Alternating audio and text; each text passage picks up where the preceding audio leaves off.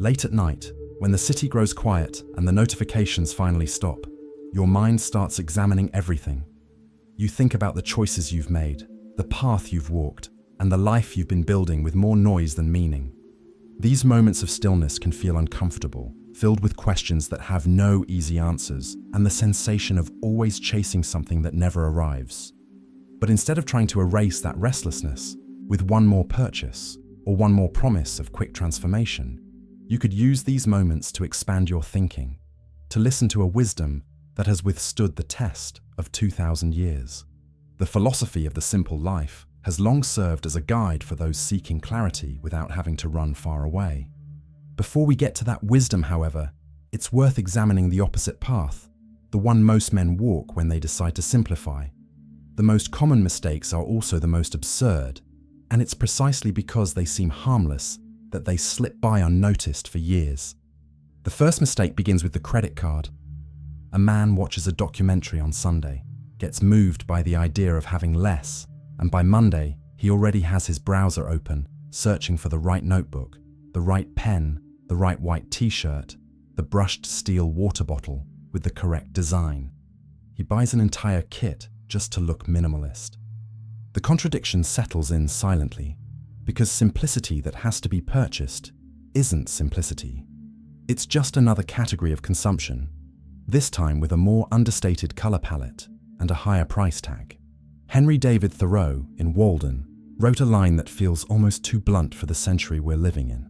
He warned that we should distrust any enterprise that requires new clothes. The idea was simple. If a new life needs a new wardrobe, it probably isn't a new life. It's the old life trying to look like something else. And the same goes for everything else. If your new routine needs 7 new objects and 3 paid apps, you aren't simplifying anything. You're switching tribes, trading the symbols of excess for the symbols of moderation. You're still consuming, only now with guilt disguised as virtue. The paradox is cruel. It has never been more expensive to look simple. The aesthetic of less has become a luxury product. Entire brands stay afloat by selling expensive austerity to exhausted executives in Manhattan and London. The man who buys into this believes, for a few days, that he's making a philosophical choice. But what he actually did was just transfer his desire from one storefront to another. Before, he wanted the expensive jacket with the big logo. Now he wants the expensive jacket with no logo at all. The internal mechanism is identical. Greed changed its costume, not its owner. Here's one sign to spot this first trap. If your idea of the simple life starts with a purchase, it was already compromised at birth.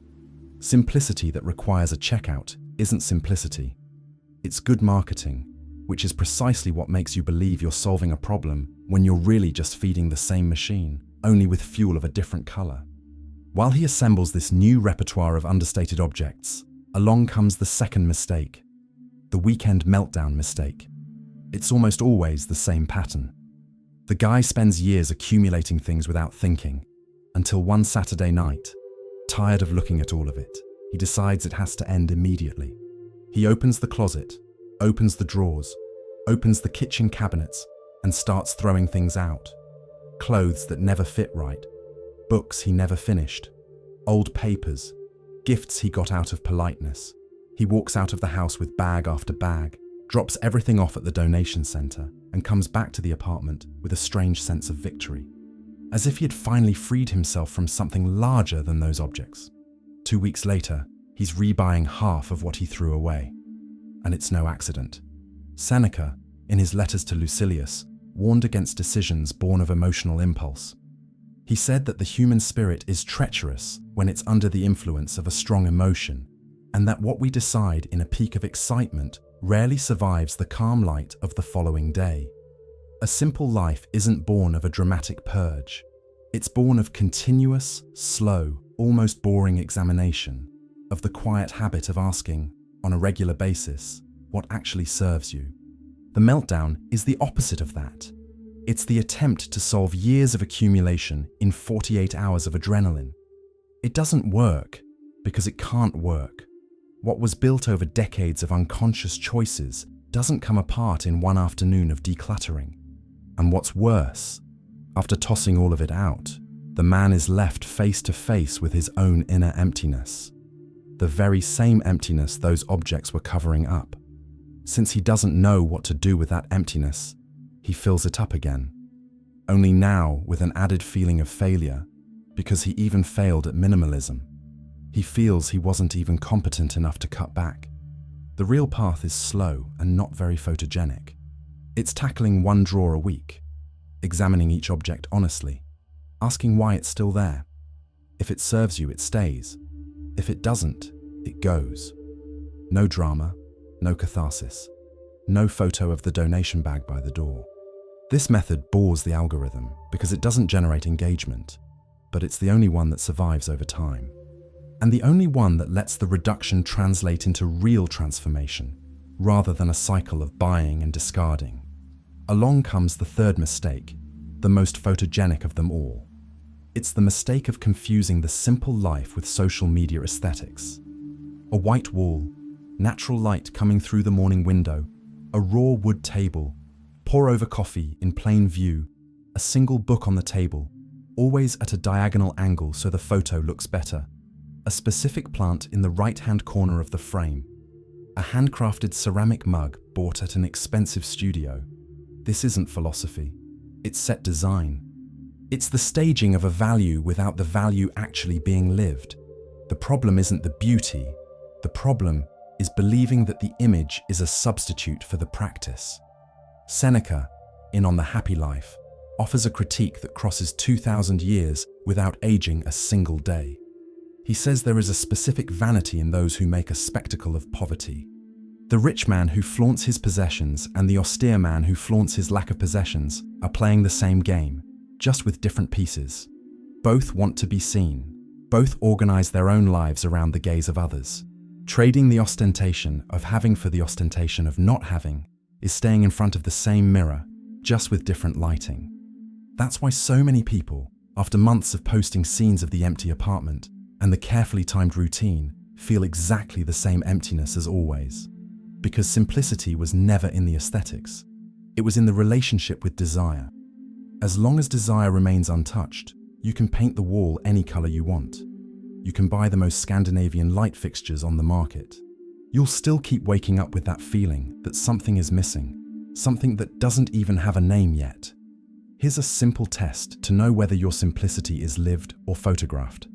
Ask yourself, if no one ever saw my house, if no one ever knew about my choices, would I still do it this way?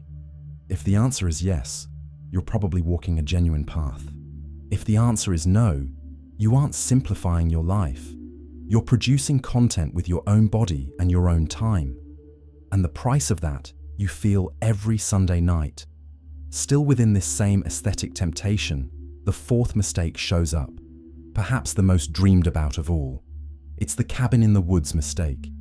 Every tired man, at some point, pictures himself dropping everything and going to live in a little wooden house, far from the city, far from the notifications, far from his own name. This fantasy is so powerful that an entire industry feeds off it. Photos of cabins in Norway and Colorado, videos of bearded men chopping firewood in silence, drinking coffee from an enamel mug, staring at the horizon with the look of a man who has it all figured out. Websites selling the dream of a final refuge at nightly rates that rival five-star hotels. Only there's an important detail almost no one mentions. Even Thoreau came back from Walden. He spent 2 years, 2 months, and 2 days in that cabin, wrote one of the most influential books in Western thought about the simple life, and then went back to Concord, back to life in society, back to closeness with people. He himself, at the end of the book, explains why. He said he had several lives to live and couldn't spend any more time on that one. The cabin had served its purpose. It wasn't a permanent address, it was a philosophical experiment, a temporary laboratory for a specific question he wanted to answer. The point almost everyone misses is this: the problem was never the place. Marcus Aurelius, in his Meditations, writes something that closes this question definitively. He observes that men seek out retreats in the countryside, at the beach, in the mountains, and they spend their lives dreaming of these distant places, when they could at any hour, in any instant, retreat within themselves. He says there is no retreat quieter or freer from disturbance than one's own soul, and that whoever has organized the interior finds rest in any corner of the world. The man who dreams of the cabin is trying to escape from himself. He thinks the restlessness lives in the city, in the traffic, in the noise of the neighbors, in the elevator that gets stuck, but he carries all of it inside. If he changes his address without changing his mind, he'll get to the cabin and, after 3 weeks, start feeling the same internal noise. Only now, without the supports of urban life, without friends nearby, without cafes 5 minutes away, without the books on the shelves of the bookstore on the corner, the escape will reveal itself for what it always was. A change of scenery for the same internal drama, which didn't ask permission to come along for the trip. This doesn't mean that living somewhere quieter is wrong. It means that external change, without internal work, is ineffective. You can move to the cabin, to the countryside, to a small town in the middle of nowhere. If you haven't done the work of examining what's eating you up on the inside, you'll get there and discover, within a few months, that inner consumption crosses any geography. There is no fence tall enough to contain a restlessness that hasn't been faced. If the cabin doesn't fix it, many men run to the opposite solution, which is the fifth mistake. The rigid routine, timed down to the minute. Wake up at 4:47 in the morning. Meditate for exactly 12 minutes. Write gratitudes in 3 columns in the leather journal. Cold shower for 3 minutes. Weekly spreadsheet reviewed. Deep focus block from 6 to 7:30. Black coffee, no sugar. Second block from 8 to 10. Lunch at 11:30 on the dot. 22-minute walk with an educational podcast. Reading exactly 20 pages before 4 in the afternoon. Every minute occupied by an optimized ritual that promises to turn you into a higher version of yourself. This isn't a simple life. It's a new prison with prettier decor. It's the substitution of external chaos for an internal regime so rigid it devours any spontaneity and treats rest as a moral failure. Stoic simplicity went in the opposite direction. It was about reducing what was unnecessary, creating space, opening up time, breathing without every breath being part of a premeditated exercise. What happens to people who enter this kind of routine is predictable. In the first few months, there's a real sensation of control. The man feels he has finally tamed his own life, that he has a structure, that he knows where he's going. Over time, that structure becomes a cage with invisible bars. Any unexpected event turns into an existential crisis. One bad night of sleep destroys the whole day. A meeting outside the scheduled slot dismantles the block system. A friend who calls without warning becomes a break in focus. And he realizes, too late, that he traded the servitude of the office for the servitude of his own schedule. This time, the jailer is himself, which is much worse, because you can't hand in your resignation to yourself. True simplicity has room for the unexpected. It doesn't need a spreadsheet to function. A man who lives simply can receive an unplanned visit without panicking. He can sleep in on a cold winter morning without thinking he ruined the whole week. Extreme rigidity is a sign of inner fragility, not philosophical discipline. Whoever is well on the inside can handle the detour. Whoever isn't needs the spreadsheet the way a heart patient needs a pacemaker. And he thinks that's strength, when in reality, it's a symptom. The next mistake is the most disguised of all, and for that reason the most dangerous, because it wears the clothes of virtue, because it looks exactly like the opposite of a mistake, because whoever is making it is usually being praised for it. Stockpiling books on detachment, 30 titles on minimalism piled on the nightstand, subscriptions to 3 newsletters on the simple life, daily podcasts on the art of living with less, listened to at accelerated speed to fit more into the day. The guy is consuming content about reducing consumption and doesn't notice the irony sitting on his lap. Seneca, again in the letters to Lucilius, addressed this with brutal clarity. He said that a crowd of books scatters the mind, that it is better to keep deep company with a few authors than to pass superficially through many. Picture the scene. 2 a.m, yellow light from the lamp, finger swiping the screen that promises the next definitive summary on living with less. The coffee mug went cold a long time ago, and the tired body insists on scrolling a little more. The sound of the microwave reheating the coffee for the third time. The key turning in the door at 11 at night when you come home from work and still decide to read one more chapter before bed. None of these moments turns into transformation. It turns into documented exhaustion, with pretty lighting for the photo of the corner of the room. Seneca recommended something that today feels almost unthinkable. Choose one thinker and stay with him for weeks. Reread the same passage until it stops being information and becomes nourishment. Let one idea actually get in, settle, transform a concrete choice on an ordinary Tuesday. Reading about the simple life has become the new intellectual consumption. It's a sophisticated form of procrastinating real change. As long as the man keeps buying the next book, the next course, the next app, he can tell himself he's in process. He can believe he's working on himself. But the real work never begins. Because starting hurts. Applying a single idea with consistency is harder and more uncomfortable than reading 100 books about it. A book gives you the feeling of progress without charging the price of transformation. 100 books give you that feeling 100 times without anything changing. Here's a sign to spot this trap. If you can explain 10 different concepts about the simple life, but haven't changed a single concrete practice in the last 6 months, you're consuming, not living. You're using the language of philosophy as intellectual decoration, not as a method of transformation. It's expensive decoration. It costs time, attention, mental energy, resources that could be spent on changing just one thing, but for real.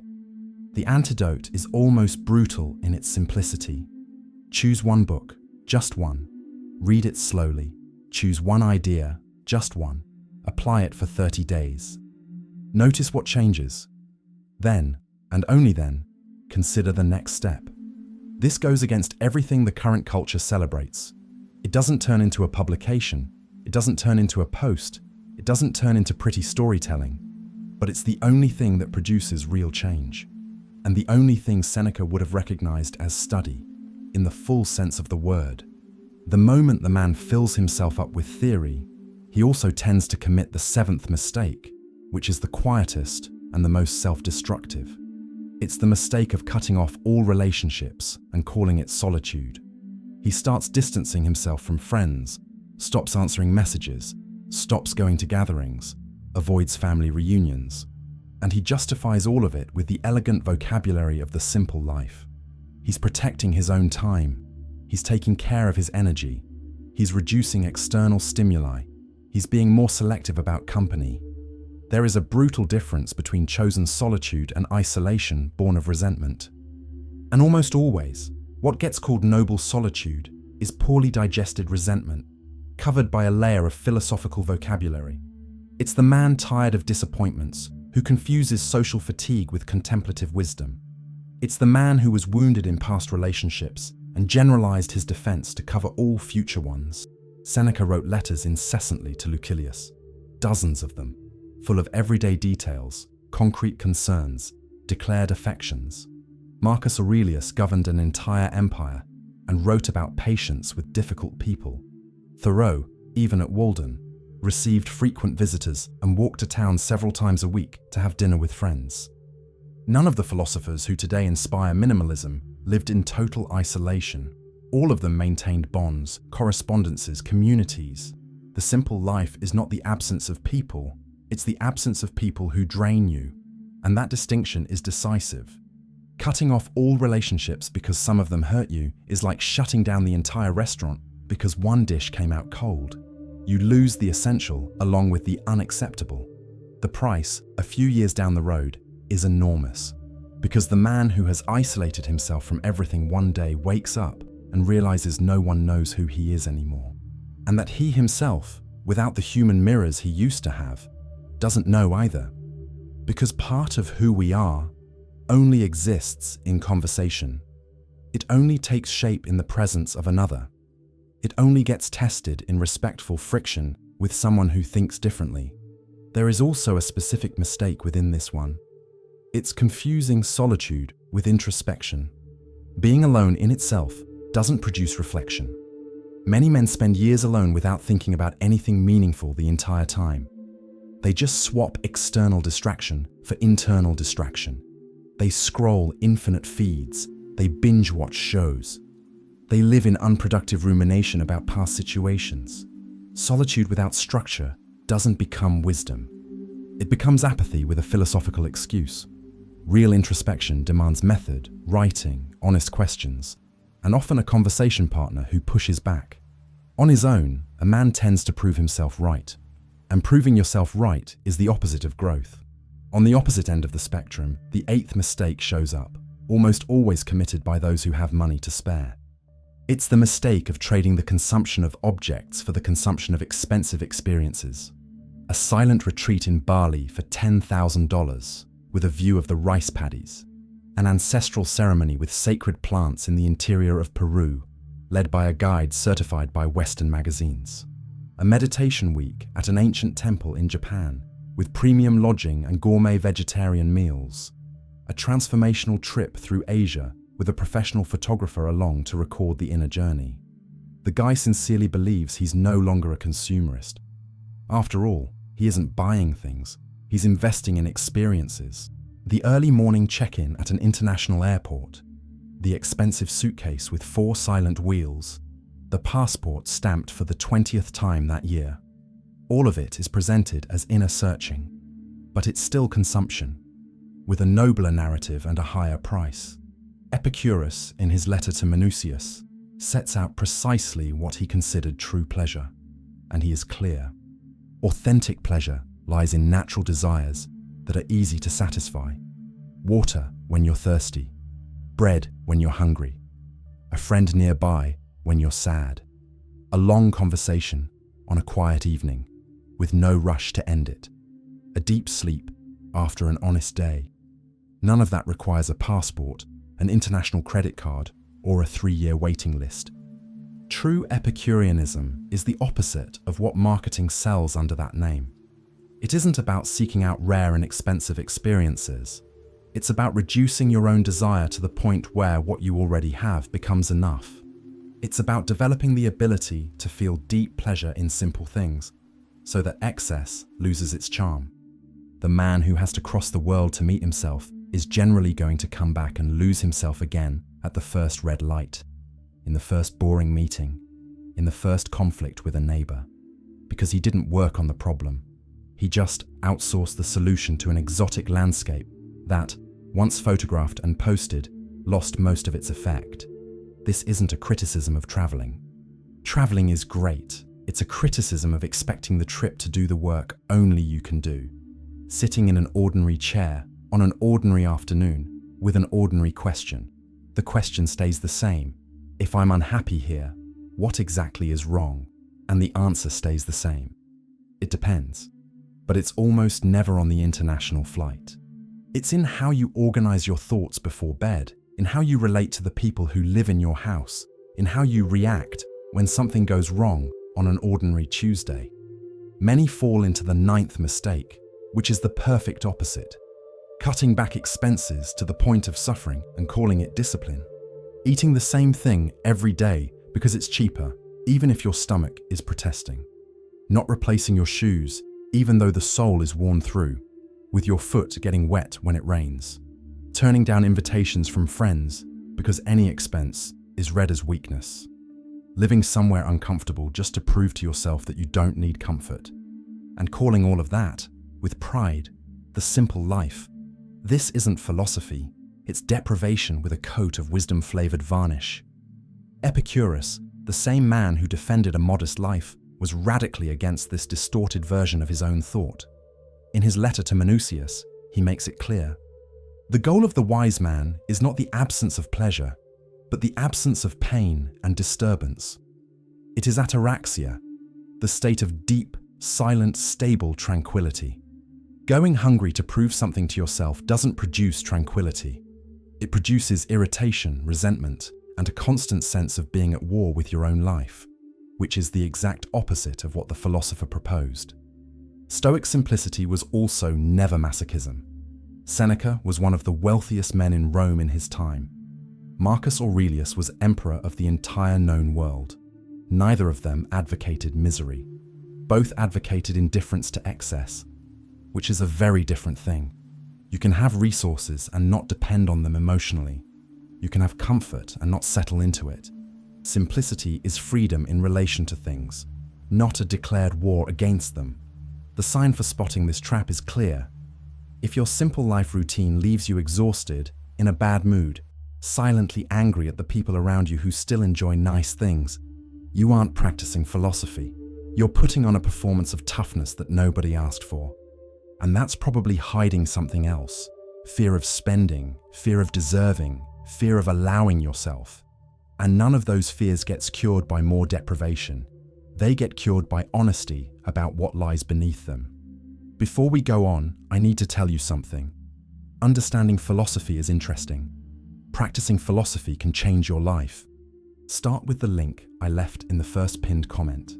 The 10th mistake is the one almost every urban man has tried at least once. It's the famous weekend digital detox. Turn off the phone on Friday night. Promise not to check email until Monday morning. Stay away from social media for 48 hours. And then come back on Sunday night and find 200 notifications piled up, 80 unanswered emails, 3 meetings scheduled without your knowledge, and a sense of being behind that lasts the entire week. If during the detox someone needed you and couldn't reach you, the feeling is even worse. Anxiety multiplied by 2, like a punishment for trying to breathe. This kind of detox doesn't change anything, because the problem was never the device, it was the relationship you built with it over the years. Seneca, also in the letters, has an image that illustrates this precisely. He says it's no use changing cities if you bring the same inner turmoil with you. You'll arrive at any new place with the same agitation, and after a few days, you'll start reproducing the same patterns. The phone works the same way. You can turn it off for 2 days.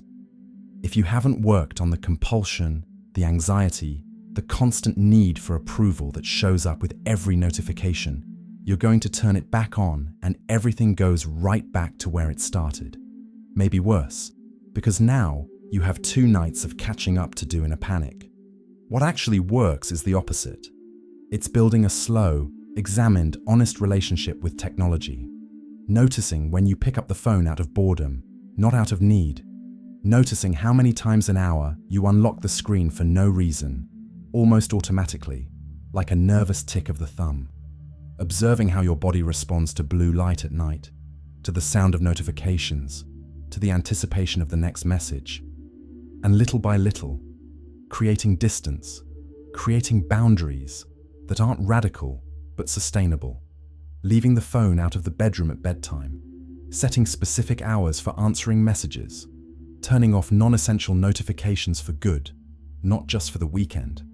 A man who does this for 3 months changes more than another man who does 10 extreme detoxes over 2 years. There is a fundamental difference between cutting and cultivating. Cutting is dramatic, short, unsustainable. Cultivating is slow, boring, permanent. You don't become a healthy person by cutting out food 1 week a month. You become a healthy person by slowly changing how you eat every day. The same goes for technology, and it goes for basically everything we call a life change. Drama sells, cultivation transforms. While he tries to fix everything with dramatic pauses, along comes the 11th mistake, which is copying someone else's lifestyle, thinking it's going to work. He sees a Buddhist monk in the documentary, a famous influencer on the thumbnail, a popular philosopher in the podcast interview, and he tries to clone the other person's routine without examining whether that routine makes sense for his own life. He gets up at the same time, eats the same things, reads the same books, does the same physical exercises. He even adopts the same speaking style, the same expressions, the same tone of voice. The problem is philosophically ancient.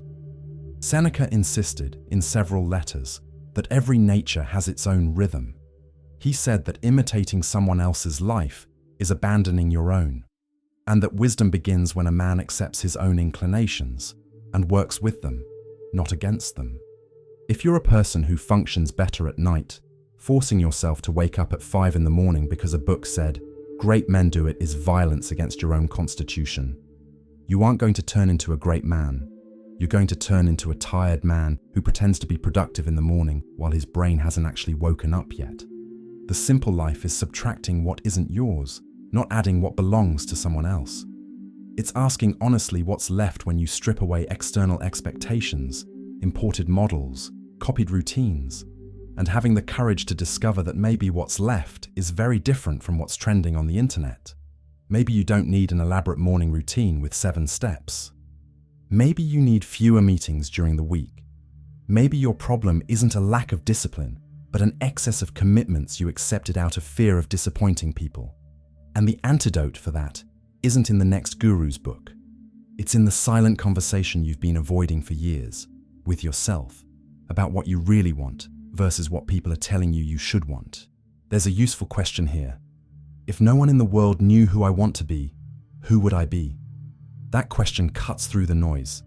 It exposes how much of the life project was imported and how much was actually chosen. And the result is usually uncomfortable. Many men discover at 40 that they're living their father's life, or their older brother's, or an old teacher's, or a TV character's. Very little, in the end, was decided by the man himself, in silence, without outside influence. And every attempt at simplification that doesn't go through that question ends up copying a new model with a refreshed facade and the same machinery underneath. And the next mistake is the one almost no one notices they're making because it disguises itself as courage, as turning the page, as a mature decision. This same man who copies routines frequently commits the 12th mistake. He quits his job thinking the problem is the job, and sometimes it is. There are genuinely toxic jobs, horrible bosses, sick companies that need to be left behind. No Stoic would ever argue that you should stay in an environment that destroys your body and your soul. But most of the time, the emptiness just changes rooms along with you. You leave the job, take a few weeks off, start another job, and after 3 months you're feeling exactly the same restlessness you felt before, only now without the seniority you had built up. Without the long-term benefits, without the network of contacts you had put together with patience. Marcus Aurelius, in his Meditations, returns to this idea several times. He reminds himself that the same dissatisfaction he feels toward one task is going to reappear in the face of any other if he doesn't work on his relationship with work itself. And he was the emperor of Rome.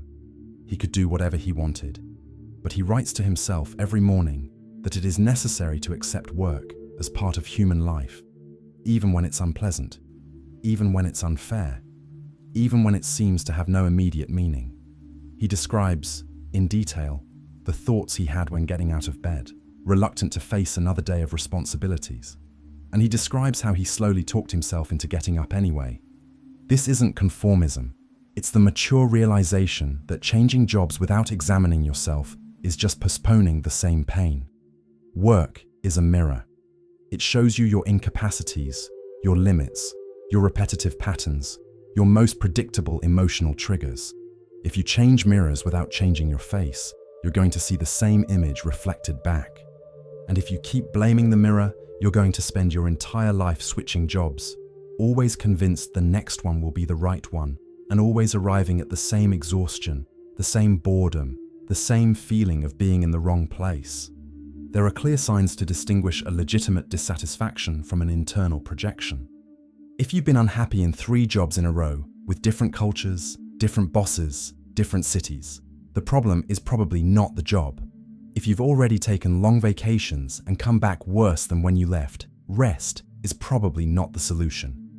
If you constantly fantasize about another profession, but never take the first real step of studying or preparing for it, that fantasy is probably serving to help you avoid facing your current problem.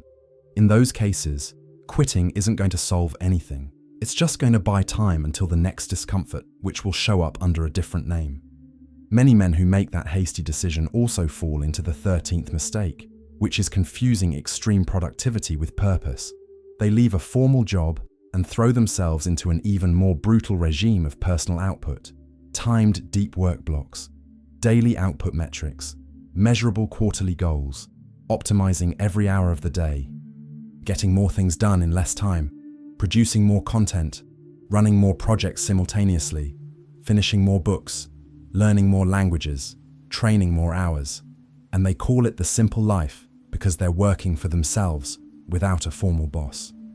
2 in the afternoon, the grey light of the screen lighting up his face, the timer going off for the 5th time that day. Cold hands wrapped around a coffee that went cold an hour ago. The window open outside, the world going by, and him inside checking off blocks. This isn't a simple life. It's efficient servitude. Servitude without a boss, which tends to be much worse than servitude with one. Because the boss you can confront, negotiate with, ignore, leave. Internal servitude you carry with you everywhere. Seneca opens his treatise on the shortness of life with an observation that has crossed the centuries. He says the problem isn't that life is short, it's that we spend most of it badly. He explains that men complain about the brevity of existence, but in reality, they have plenty of time. They just scatter that time on useless occupations, on ambitions that aren't theirs, on tasks they didn't really choose, on responses to demands that weren't even made by them. He uses a strong image. He says most people live as if they were immortal, indefinitely putting off what really matters, only to discover, too late, that they spent it all on what didn't matter. Optimizing the schedule of a meaningless life is polishing the cell. You get faster, more efficient, more organized, but you keep heading in the wrong direction. And the only thing worse than a wasted life is a wasted life with measurable efficiency documented in a spreadsheet. The point of Stoicism was never to produce more. It was to examine better. It was to separate, with obsessive care, what is essential from what is noise, and then to build an existence in which the essential gets room to grow. That can mean producing less, not more. Turning down opportunities, not accepting everyone that comes along. Deliberately leaving things unfinished so that the essential can bloom without being overshadowed. Some productive men are deeply unsatisfied. Some men who produce little live in peace. The quantity of output says nothing about the quality of a life. You have to ask, who decided that metric? Was it you, in silence, after examining what you really want? Or was it the environment, through imported examples, constant comparisons, algorithms that reward whoever produces more? If the metric wasn't chosen by you, then optimizing around it is obeying an order that no one explicitly gave, but that everyone seems to have accepted without questioning. There's another mistake, the 14th, which is maybe the most modern of them all. It's expecting change to come from the outside, without doing the internal work. The guy signs up for an expensive course, downloads an app that promises transformation in 21 days, joins a 60-day online challenge, hires a life coach with weekly sessions, and then sits back and waits to become a different person. He sincerely believes that since he paid, the result is the product's responsibility, that the method should work on its own without demanding anything more from him than minimum attention during the video. The mistake isn't in seeking transformation within a set time frame. The Stoics practiced daily exercises with clear goals. Seneca took inventory every night, reviewing the choices of the day, what he did well, what he did badly, what he could have done better. Marcus Aurelius wrote about concrete progress, about small victories over irritation, about measurable steps in mastering the passions. They believed in method and consistency. What they didn't believe in was passive transformation. The modern mistake is thinking it's enough to consume the content, that it's enough to listen to the audio, that it's enough to read the book, that it's enough to buy the course. And that change is going to happen by osmosis, as if information alone were enough. It isn't. No tool works without your own effort. A good tool accelerates whoever is doing the work. It doesn't replace whoever isn't. And any course, any method, any app, no matter how good it is, needs your daily action to produce a real effect on your life. That's uncomfortable to hear in an era when everything is sold as a shortcut. Every product promises fast transformation, no effort, no suffering, no repetition. But it's the truth that runs through 2,000 years of practical philosophy. No life gets transformed without the daily, silent, often boring decision to apply what you've learned. And no one can make that decision for you. Not the best mentor, not the best book, not the best podcast, Not the most sophisticated algorithm, only you yourself, in the middle of a Tuesday afternoon, when nobody's watching, when it isn't going to generate likes, when it isn't going to turn into a story to tell at dinner. What the ancients understood clearly is that a good life is cumulative. It doesn't come from peaks, it comes from sums. It doesn't come from transformational Fridays, it comes from competent Tuesdays. It doesn't come from weekend retreats, it comes from half hours repeated for 3 years straight. Because that doesn't sell, almost no one talks about it, but it's the only thing that works. And any promise that ignores that slowness is selling you false hope, at best, and philosophical fraud, at worst. When this man finally manages to make a little progress, he runs the risk of the 15th mistake, which is maybe the most subtle of all, turning his own simplicity into a new identity and a new pride. He starts seeing himself as more aware than others, more evolved, more awake to reality. He starts looking with silent contempt at colleagues who still buy things on impulse, at friends who still like status and recognition, at relatives who still live in the old mode without examining every choice.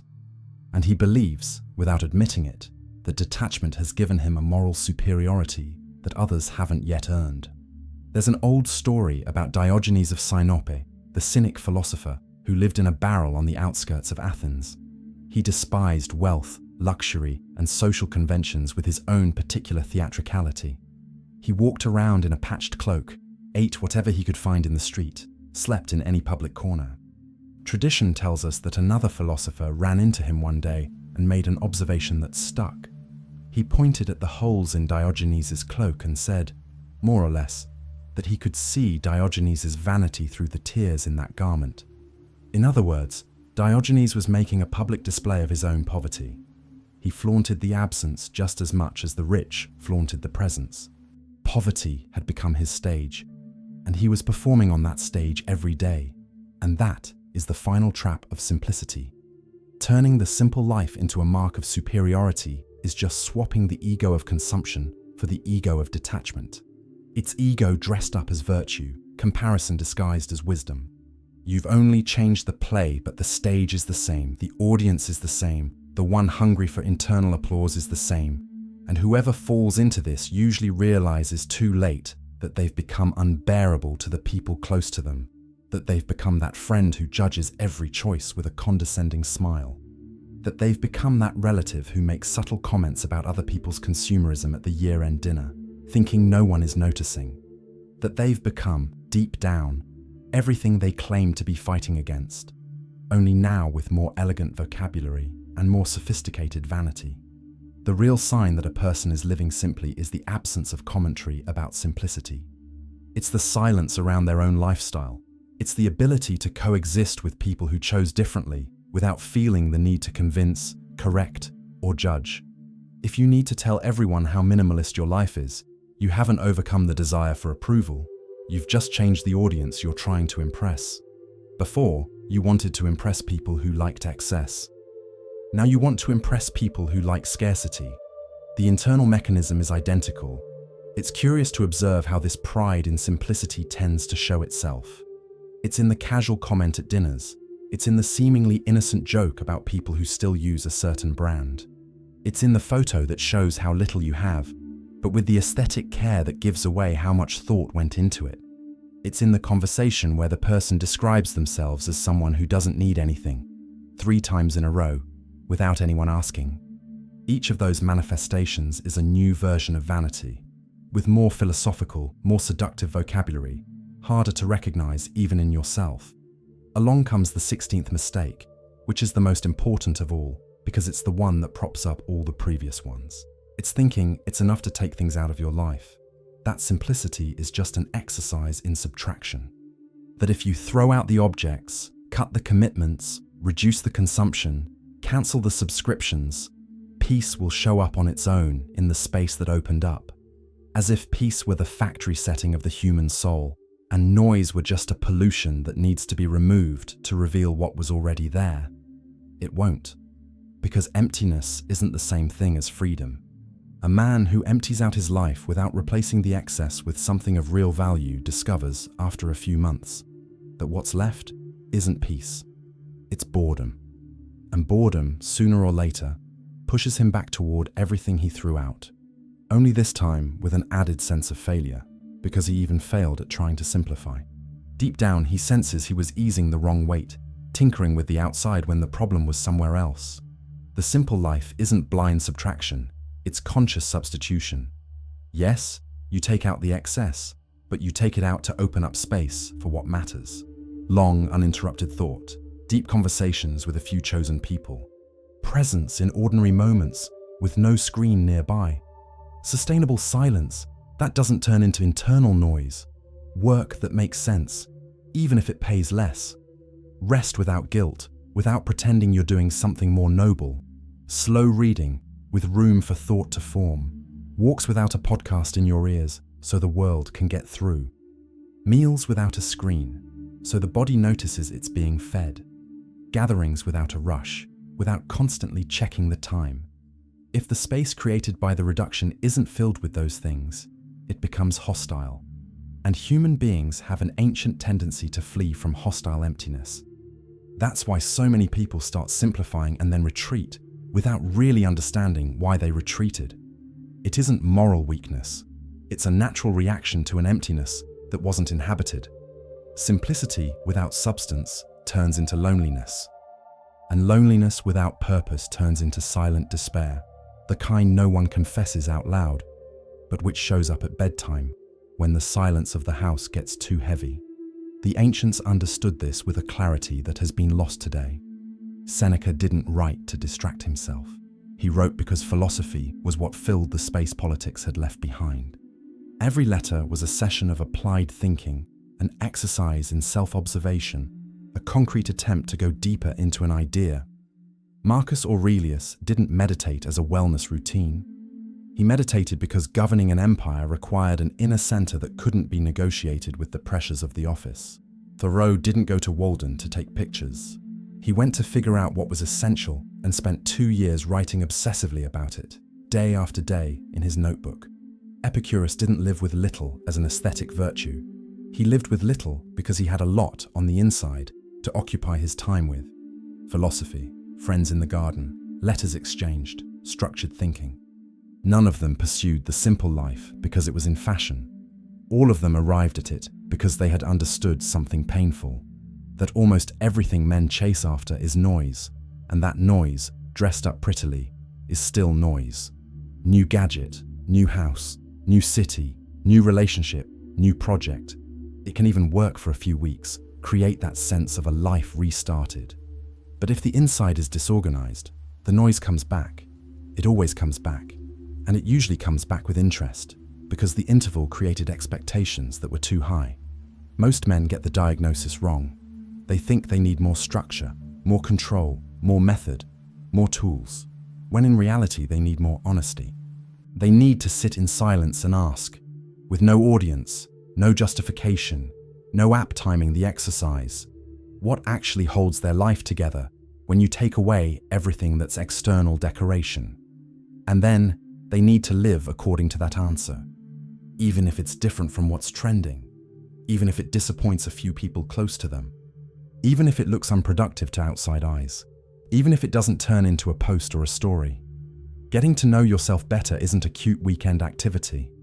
It's difficult work, with friction, with bad moments, with uncomfortable discoveries. It's noticing patterns you'd rather not have.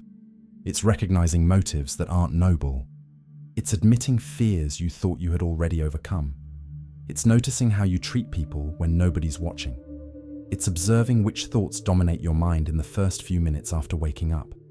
It's cataloging the recurring fantasies you have when you're stuck in traffic. None of that is comfortable, but that's where life actually begins to be reorganized, not in the purchase of the next minimalist object.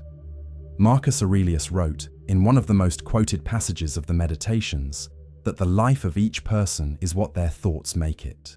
It isn't what they own. It isn't what they show off. It isn't what they optimize in a spreadsheet.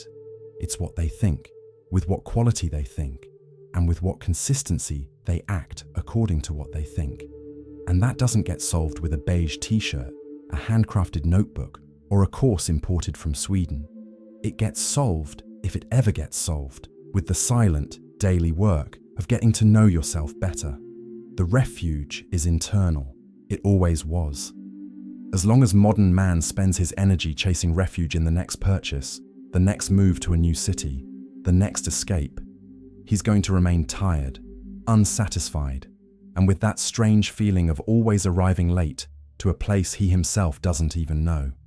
Real simplicity begins when he stops chasing after it, as if it were just one more object to be acquired, and accepts, uncomfortably, that it's a quality of attention, not a feature of the environment, a discipline of thought, not a wall decoration, a silent daily practice, not a weekend aesthetic. The ancients didn't have a cabin in Colorado, a retreat in Bali, a meditation app with a relaxing voice, or an influencer to follow. They had paper, ink, a few hours, and the courage to examine themselves without an audience. And with that, only with that, they produced thoughts that still today, 2,000 years later, work better than any course sold by monthly subscription. Maybe that by itself is already a sign. What lasts is rarely what costs a lot. And what transforms is rarely what has to be bought in a hurry. If this video made you see something you hadn't noticed before, leave a like, subscribe to the channel to keep this journey of reflection going with me, and consider joining the Members Club, where we go deeper into these topics in exclusive conversations. The next reflection is already in the works, and it might be exactly the one you needed to reorganize what's essential.